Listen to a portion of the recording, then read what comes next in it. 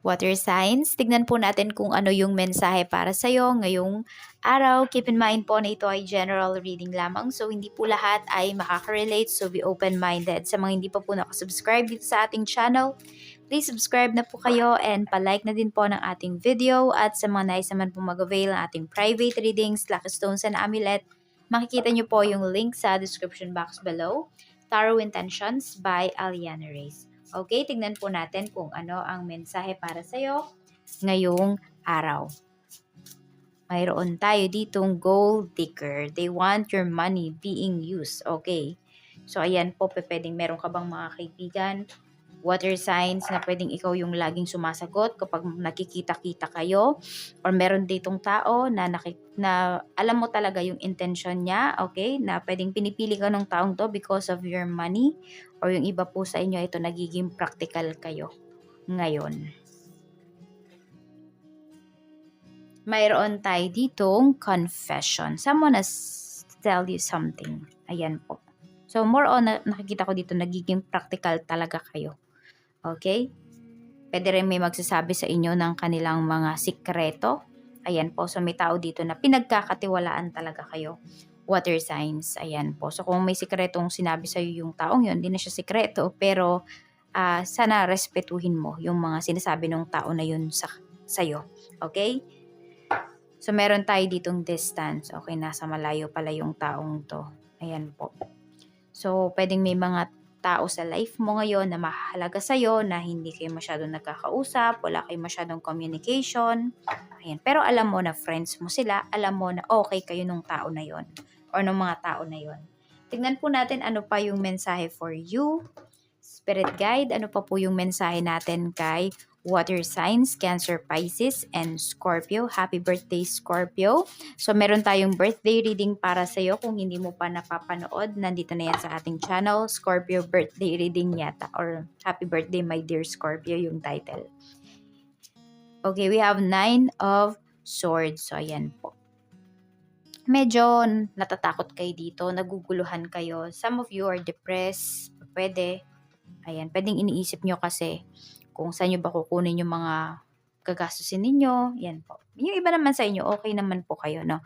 Wala naman kayong problema sa pera. Pwede po na meron kayong insomnia. Tignan po natin. Meron tayong, okay. 5 of Wands. May nag-aaway-aaway dito. So, could be a friend na iipit yung iba sa inyo dito. Yes. Naiipit nga kayo sa isang sitwasyon na hindi nyo naman talaga ginustong pasukan, water signs. So, pwede po na ayan, no? Baka may nagchika sa'yo, tapos ngayon lumalabas, ikaw yung nagpakalat ng chika na yon kahit hindi naman ikaw. So, pwedeng ikaw po yung pinagbibintangan dito. So, ngayon di ka makatulog kasi gusto mong ipaglaban yung sarili mo. Kaya lang kasi, alam mo naman na pwedeng walang maniniwala sa'yo, kaya parang tumatahimik ka na lang dito. So, pwedeng hindi mo na lang pinapansin. Kaya lang kasi, water signs, pag tumahimik ka, isipin talaga nila na ikaw yung gumawa, ikaw yung nagpakalat, sa'yo nang galing, 'di ba? Kaya minsan need mo rin talaga ditong magsalita. Okay? Need mo ring ipagtanggol dito yung iyong sarili. Tignan po natin ano pa ba yung mensahe for you. We have the Empress. Okay?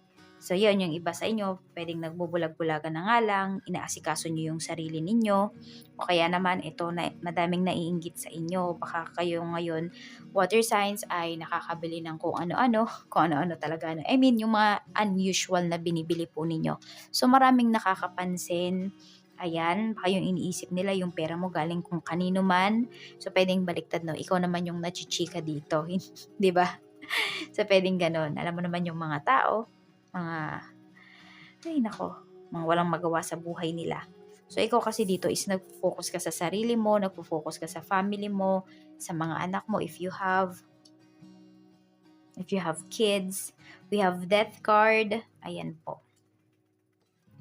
Meron naman dito, pwedeng na bago yung schedule po ninyo sa trabaho, kaya puyat yung iba sa inyo. Parang alam mo yung nag-a-adjust pa yung inyong katawan. Ayan po. Kaya medyo nahihirapan kayo dito. Parang yun, wala kayong choice. Kung hindi, pumasok pa rin sa work. Or yun, wala nga kayong choice yung iba po sa inyo. Ito yung lumalabas dito. Kaya minsan yun, pwedeng naapektuhan po yung inyong health kasi pwedeng pabago-bago yung schedule ninyo sa trabaho. Meron tayong Four of Pentacles, yun nga, sabi ko, wala kayong magawa. Okay? Kasi yan yung sabi ng management. So, nakita ko naman dito, yan, makakayanan nyo naman po kung ano man itong pinagdaraanan ninyong pagbabago, yung dadaanan ninyong transition ngayon. So, dadaanan nyo lang po talaga yan and masasanay din kayo dito. Eight of Cups. Ayun. So, tiyaga lang talaga. Tapos ito, may paparating na opportunities po para sa inyo. Mukhang sa malayo ito. 'Di ba meron tayong distance dito. So, baka ayan, nag-apply ba kayo sa ibang bansa? Water sign. So, pwede po na ayan. Ayan talaga yung makuha po ninyo. Okay? So, guarded naman po kayo dito ng inyong mga guardian angels. Kaya magtiwala lamang po kayo. Tingnan natin pagdating naman sa trabaho. We have Queen of Wands. Ayan po pagdating sa trabaho. Nako, mukhang ikaw yung aasahan talaga dito. Water signs ngayong araw. Ayan po. So mukhang meron kayong hinihintay. Ayan. So pwedeng may delays sa mga stocks ba yan? Ayan po. So medyo may delays dito. Ayan, medyo kinakabahan ka kasi pwedeng ikaw yung mapagalitan dito kahit na hindi mo naman kasalanan kung ba't na-delay yung isang bagay na to or yung isang transactions na ito or isang transaction na ito. Check po natin pagdating naman sa negosyo. Ayan, pagdating naman sa iyong negosyo, ayan po, mafe-feel mo na umuunlad na talaga yung business mo. Water signs. Okay, or pwedeng kung kayo naman po ay sabi natin medyo huminto kayo sa business, pwedeng madami nang naghahanap sa inyo. Oh. Namimiss na kayo ng mga clients, na mga customers po ninyo. So, nakita ko naman dito, you still have time para makabalik pa dito sa business mo. So, wag mong hayaan na masyado kang mamiss ng mga tao. Kasi syempre sa business, di ba? Pwede naman silang maghanap ng iba. So, wag mong paabutin sa ganon. Yan. Kung kaya mong mag-start ngayon, mag-start ka na po. Kung kaya mong balikan yung dati mong mga kliyente or sabihin natin yung dati mong products, kung kaya mong ibalik mo sila. Kasi pwedeng yun yung hinahanap ng mga tao dito. Check naman po natin pagdating naman sa kaperahan.